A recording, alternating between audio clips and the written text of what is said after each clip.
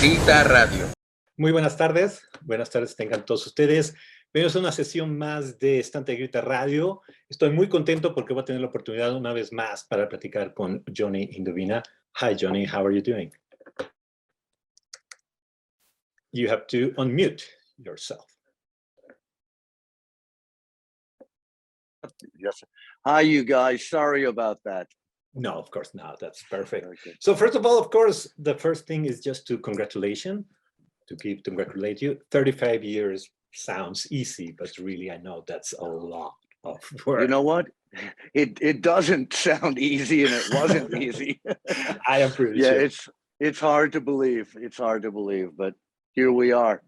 Did you fathom yourself like here where you are right now 35 years ago when you started? I honestly didn't think about it either way.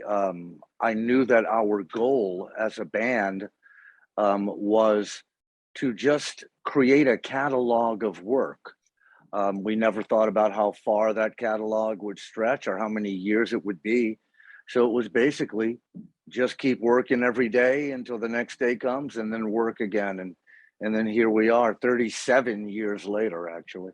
Oh, it was because of the pandemic that you had to move your... Yes, 2 times. But I like that you are talking in the plural, in the first person plural, like we. We. Who are we? Who is Human Drama besides Johnny Indovina? Oh, we're a bunch of guys with a common idea to always be unique artists, to never be derivative of anything else, to never categorize ourselves, and to only do work that can relate to anyone else. Doesn't matter what your financial status is, what your status in life is, whether you're single, married, male, female, high school kid. We want to relate to everyone as common human beings, and that's what we are, and that's what we've always been, and we will not deviate from that.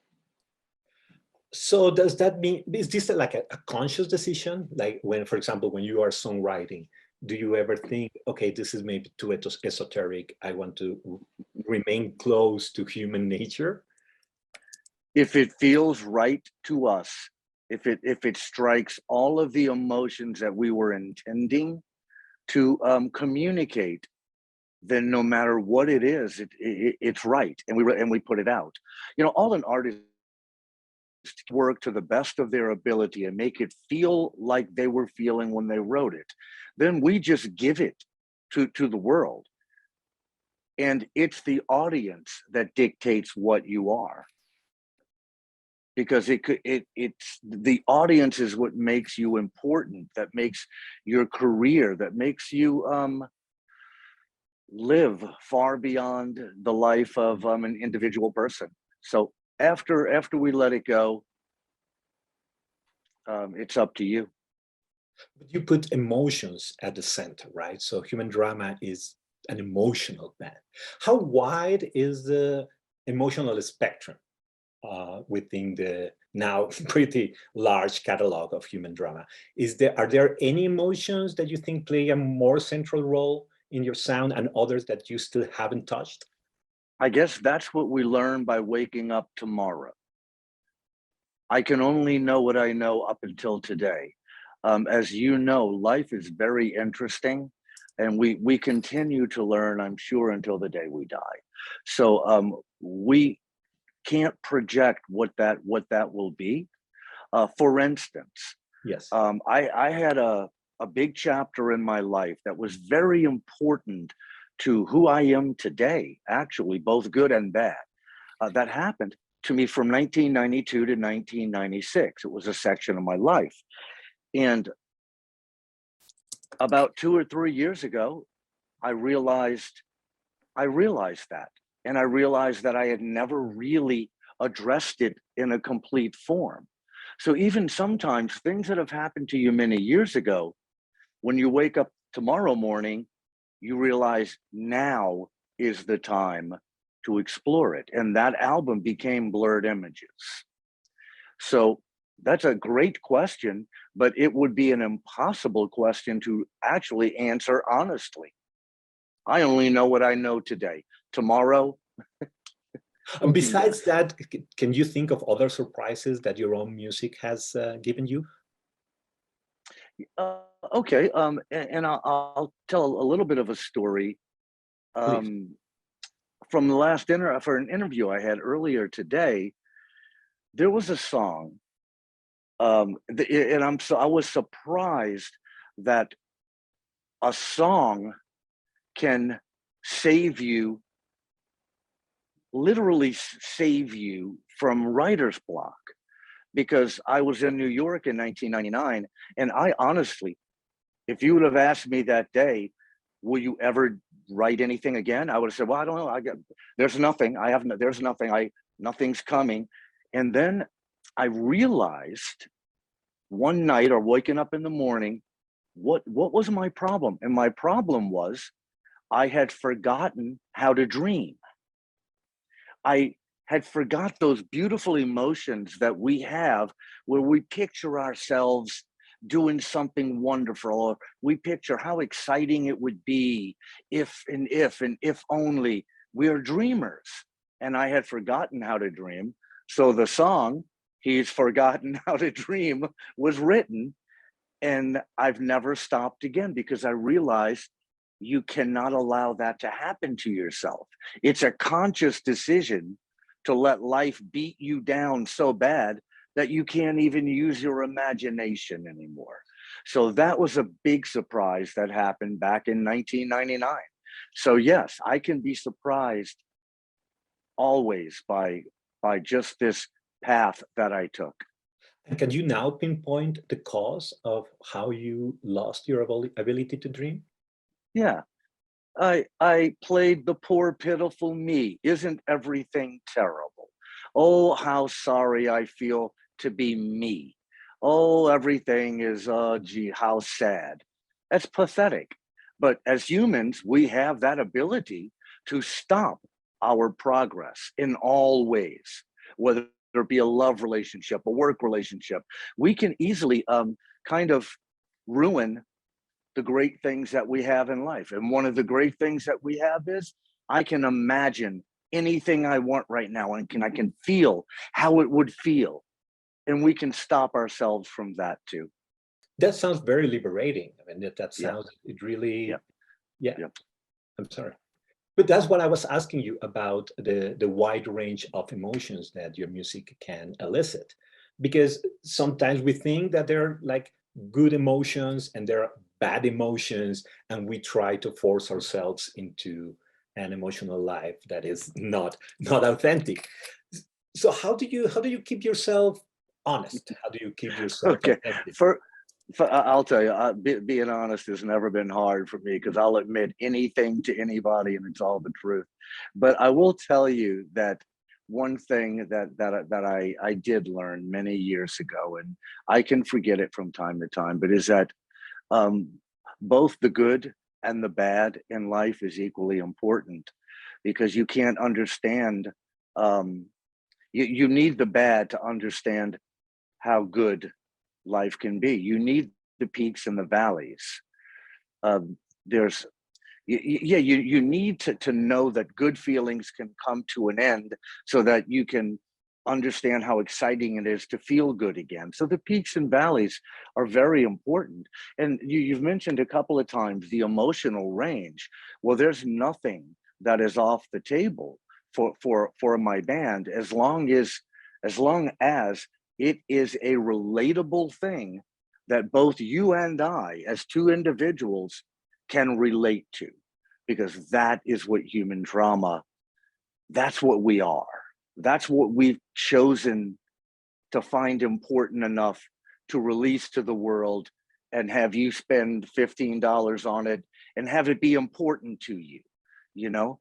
So that's what we have done. No limit. But that makes the name of the band like so accurate, right? Because it's Absolutely. about being human, and drama and emotion. It's about like putting it on stage, right? Really Yeah. Well, making a performance of it. It can certainly be. And then when you make the performance, you have to make that as honest as you can also. No pretension, and it's difficult, but it's always the goal. How long did it take you to learn how to achieve this on stage? Do you remember when you realized that, yes, we can do this? This is something that, Okay. I think there was a turning point for the band back in 1983 when we were still in New Orleans. And if the other guys were here, they might mention it also. They might agree with me. I think that I felt something change when I wrote the song, I Could Be a Killer. When I wrote that song, I kind of had to take a little bit of a step back and go, oh, this is very focused. This comes from inside. This is something that I maybe couldn't express to you verbally, just man to man, but this piece of music makes it make sense. Everything changed when I Could Be a Killer was written. And I think from that moment on, taking that song on stage really got us on our path, where nothing has been weak since that moment. So it's when it's honest, it's easy to perform. When you're trying to be in a rock band and you're trying to get a girl, or you just want to play guitar, it's a little contrived. But for us, when we found our moment, we haven't looked back since. I'm glad that you mentioned that you think that they would say the same thing. So do you remember the reaction when you presented the song to them? I think that they thought it was special, but the relationship between five guys in a room, sometimes it's minimalized. Like, they might have thought it was the best thing they ever heard, or they might have just thought it was good. But I think they put their heart and soul into it, and then they saw what it could be. And I think they all would say, yes, it was a very important track. So you remember the first, Yeah. you remember Absolutely. I remember when I brought it into the room, and the guys in the band, and I've had many different people play in the band, and all of them have really given me respect as a songwriter, and they do put their heart and soul into making it as good as it can be for me and for the title Human Drama, for the band. I've worked with great people, and to this day, great people. So how would you I don't want to say rate the current version of Human Drama? I will but yeah, not do that. Yes, exactly. That's not the question. But I do want to talk about this version of Human Drama, the one we are going to hear on the 25th of June. Just remember, it's the 25th of June. We're going to have you present the trilogy for the 31st anniversary at Teatro Metropolitan. Great place. But I wanted to talk about what is specific about this version of Human Drama. Okay, I think I can answer that. We have a great core right now. And remember that this core, Timothy Grove, Steve Fuchsen, Greg Hollister, Mark Balderas, they made Blurred Images. They made our last album. That was the band that we needed to have to make that album. Now, we brought in a couple of other people here and there to do some things. One of our founding members, Michael Saravola, came back and played on two of the songs on that album, and he did some amazing work, like on the song February 10th. So we had that core to make that great album, and so that is the band now. We're putting that vibe onto 3 older albums. So of course it'll be different than it was in the past, and it'll be different in both, in a great way, from the way it was in the past too. So that's the best answer that I can give you. This is who we are currently. And how did you choose these 3 albums? Why these Great, 3? yeah. When I was given this proposal from Ice Cream, Alex at Ice Cream. It was his idea, and I thought it was a really great idea, but I knew it would be difficult in a lot of ways. But we spoke about it, had a great conversation in Coyoacan, and I said, okay, the albums that I would like to do, I would love to do Pinups from 1993. And the reason behind that one is when Pinups came out, we never got to really play it as part of a tour and do it night after night. And there are a lot of songs that we just, we just didn't do. So, and plus the World Inside was still so big at the time that Pinups came out that we couldn't squeeze the songs into the live performance.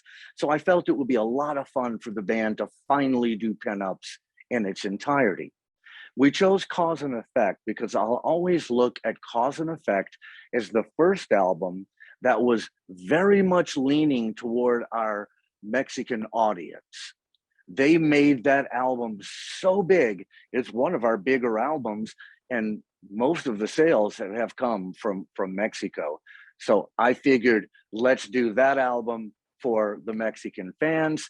And then for everyone, we felt like we should include The World Inside, the album that we will always be known for.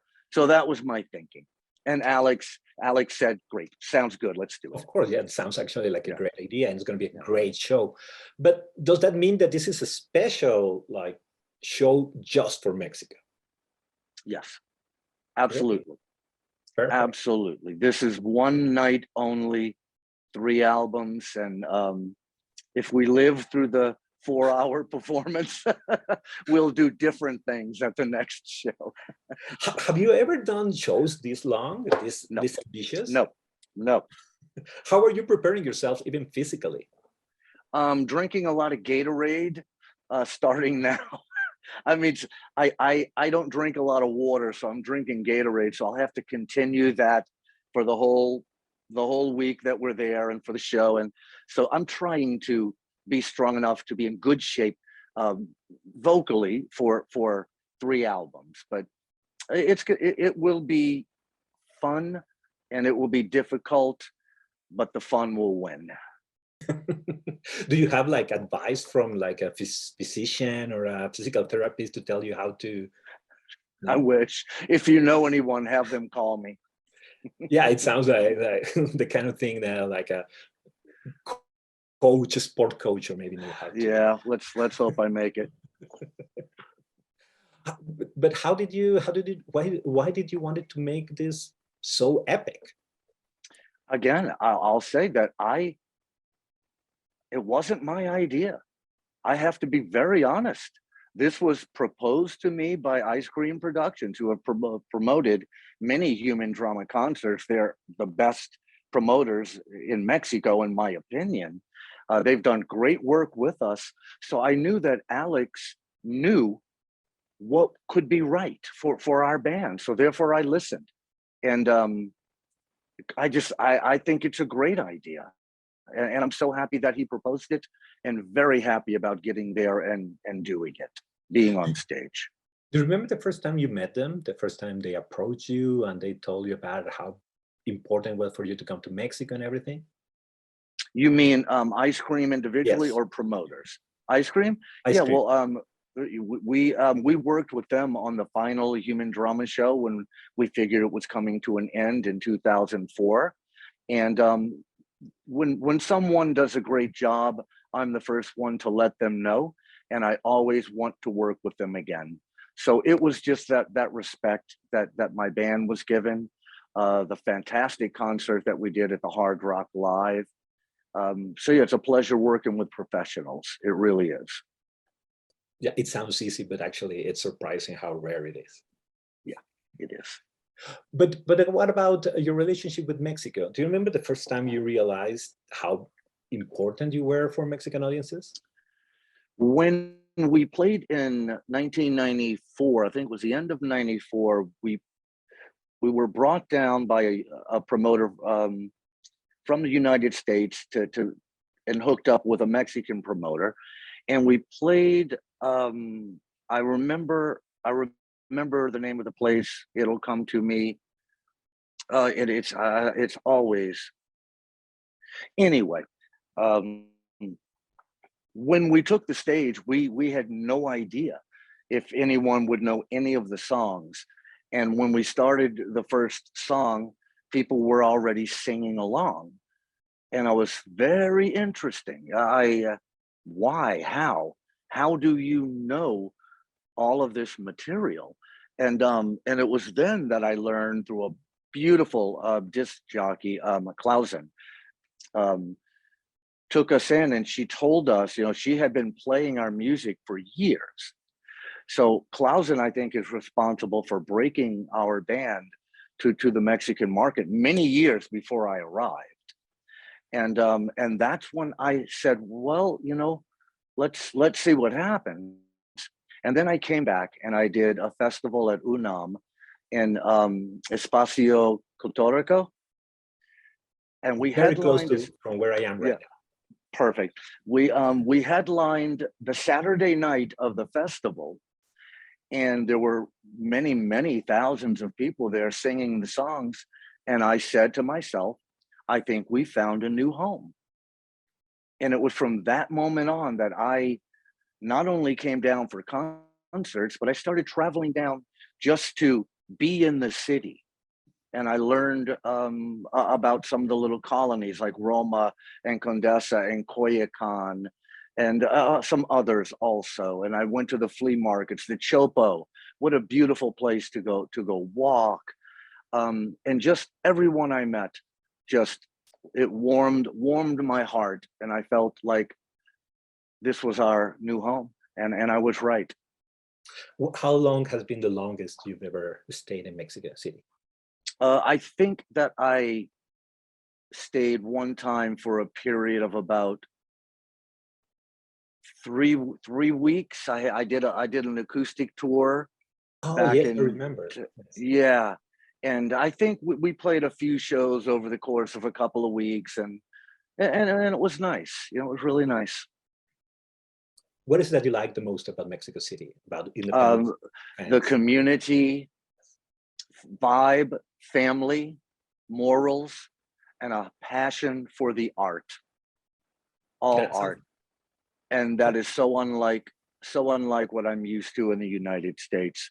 So I'm very close with the family values, very close with community, looking out for each other, great friendships, and then the passion that everyone has inside of them that I meet is so different than any place else in the world that I've ever been. And that's what I appreciate. And I want to be around that. I want to be sitting in that community.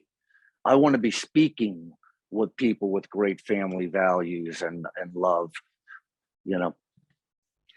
Actually, that was going to be my next question about your fans, because your fans in Mexico are not just individuals who like human drama.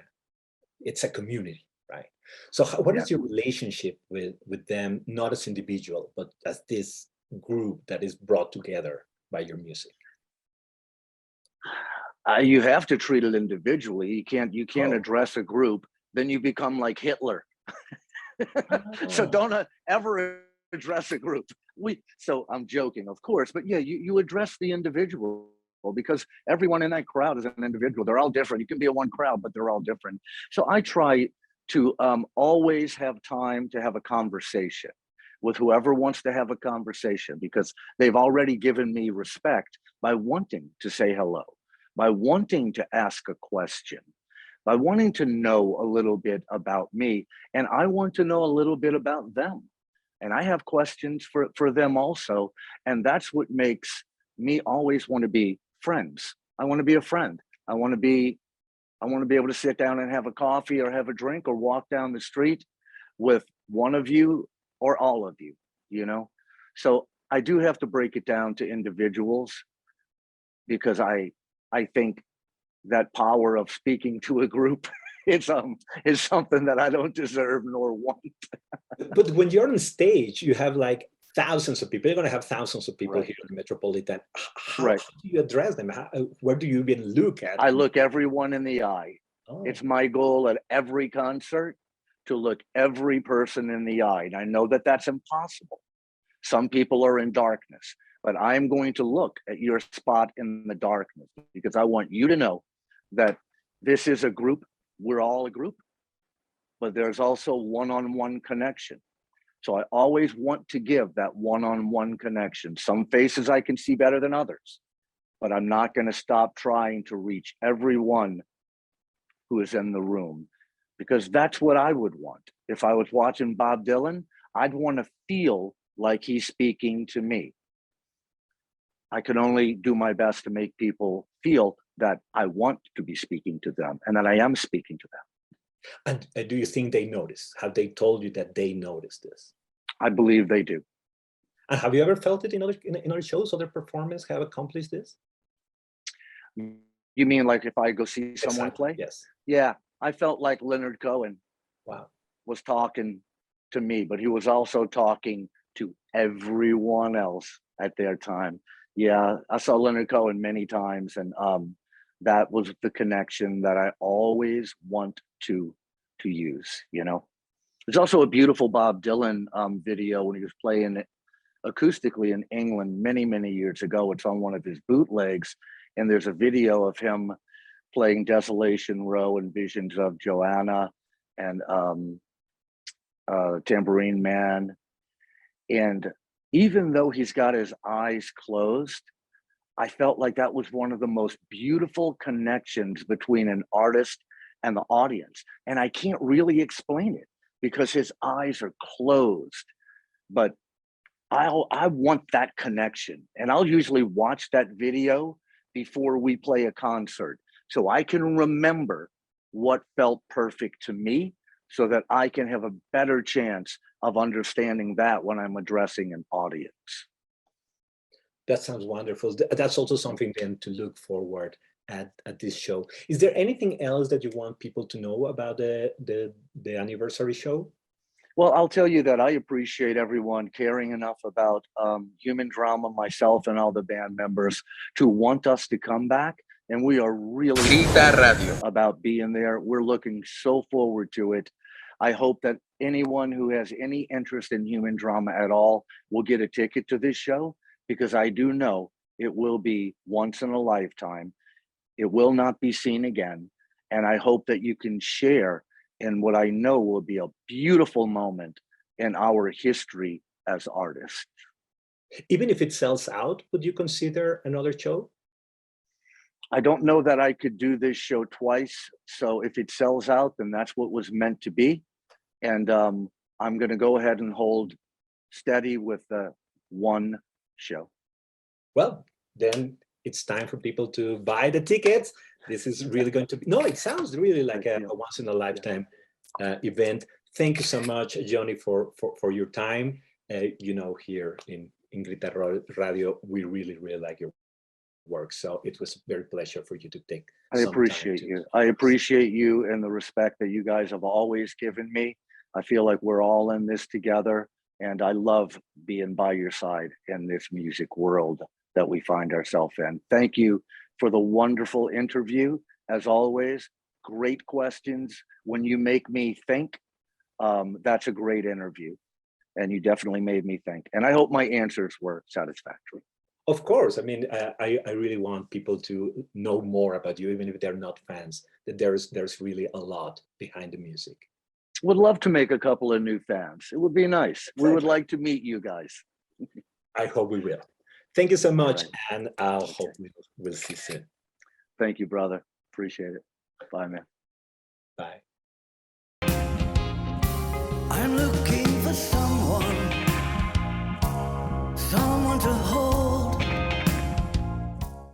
Grita Radio.